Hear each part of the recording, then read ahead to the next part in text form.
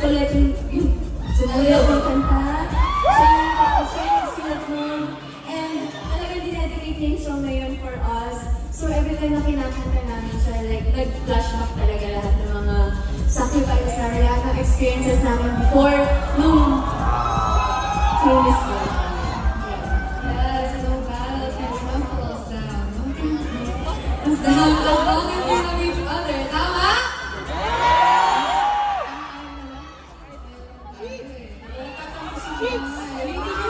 Tama ba?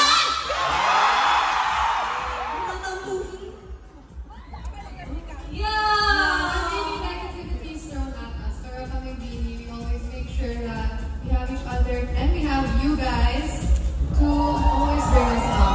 You know?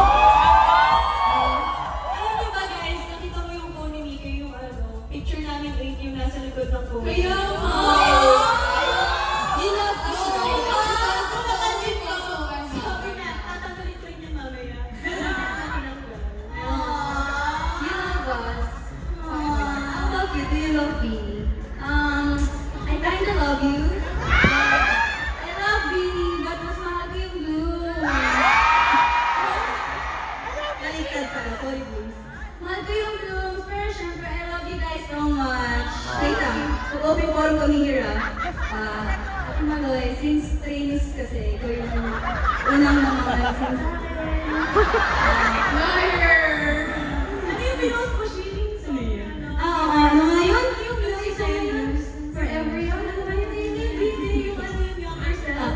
Forever young, I want to be forever young. Forever young, forever young. Living young and wild and free. Oh, next, free. Free. I wanna be. It's my own song. Sige ka start. Ikaw na ang mag-start. Go. Anything. English song. English song.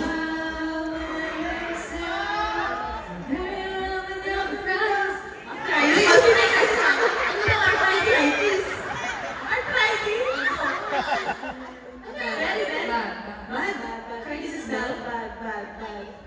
I get you.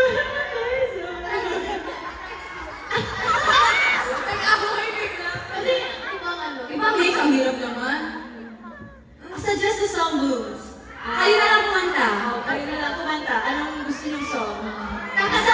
User, what song would you recommend to us? What song?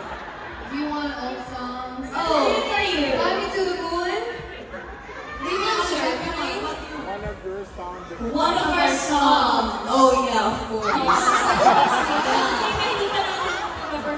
Kinikilig. Kinikilig is English. Bless you so much. Actually, it's like feeling butterflies in your stomach. No, mix. Antay mo English. No.